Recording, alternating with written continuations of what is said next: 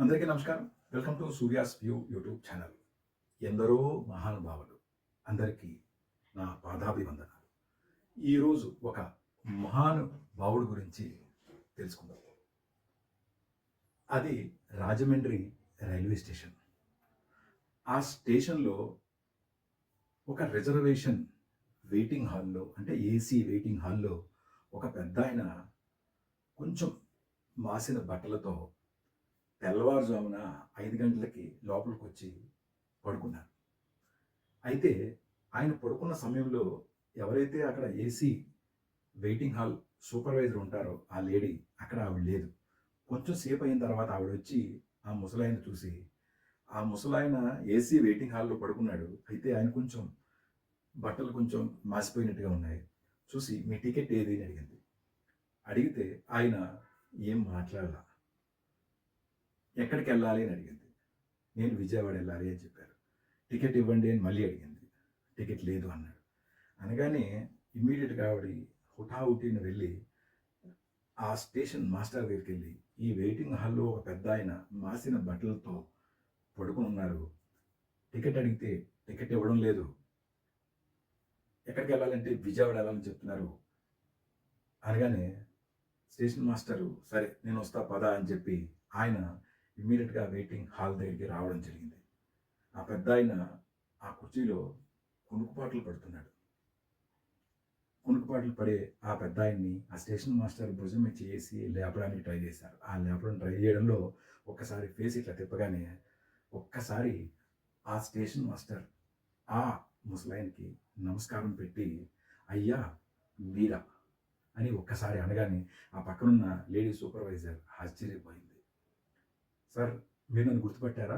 నేను మీ ఫ్రెండ్ రాజేశ్వరరావు గారి అబ్బాయిని, మీకు శిష్యుడిని కూడా. అనగానే ఆ పెద్దాయన ఒక్క చిరునవ్వు నవ్వి, భోజనం చేశావా అని అడిగారు. ఒక్కసారి ఆ స్టేషన్ మాస్టర్‌కి ఫీజులు అవుట్ అయిపోయినాయి. తెల్లవారుజామున 5 గంటలకి భోజనం చేశావా అని అడుగుతున్నారు ఏంటి అని మనసులో అనుకుని, పెద్దాయన కదా కొంచెం మతిమరుపు ఉండొచ్చు. అందువల్ల అలా అడిగారేమో అనుకుని కాఫీ తాగాను మాస్టరు అని అన్నాడు. అంటే ఇదేనా మీ నాన్న నీకు నేర్పిన సంస్కారం? నేను నిన్నేమడిగాను? భోజనం చేశావా అని. నువ్వు దానికి ఏం ఆన్సర్ ఇవ్వాలి? చేశాను మాస్టారు. మీరు చేశారా అని అడగాలి. ఈ క్వెషన్ ఆన్సర్‌లో ఆంతర్యం ఏంటంటే ఆ మాస్టారు భోజనం చేయలేదు అని అర్థం. ఆయనకి ఆకలేస్తోంది అని అర్థం. స్టేషన్ మాస్టారు దానిని గ్రహించి తన ఇంటి వాళ్ళకి భోజనం మాస్టర్ కోసం ప్రిపేర్ చేయమని చెప్పి పురమాయించి ఆయనకి త్వరగా ఆహారం ఏర్పాటు చేసి ఆయనకి భోజనం పెట్టారు. అయితే ఈయన ఎంత పెద్దాయనంటే మీకు చెప్తాను. ఆయన ఎవరో కాదండి. టంగుటూరి ప్రకాశం పంతులు గారు, మన మాజీ ముఖ్యమంత్రి గారు.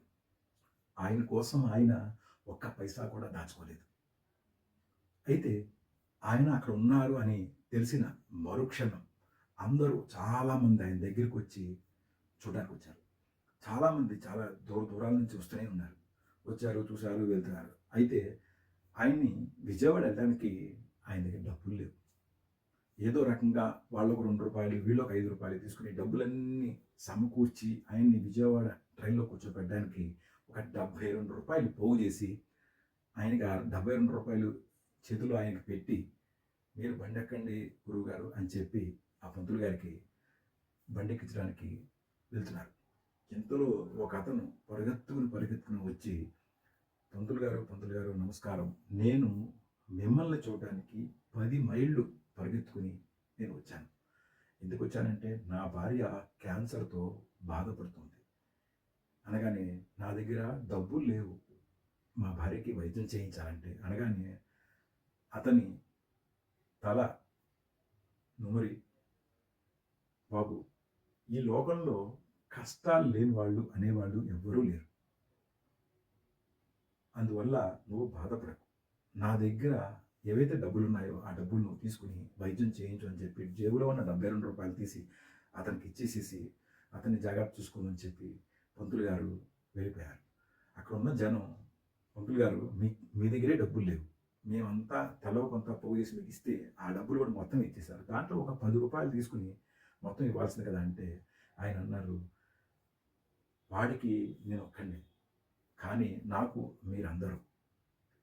అలా అని చెప్పి ఆయన ట్రైన్ ఎక్కి విజయవాడ వెళ్ళిపోయారు.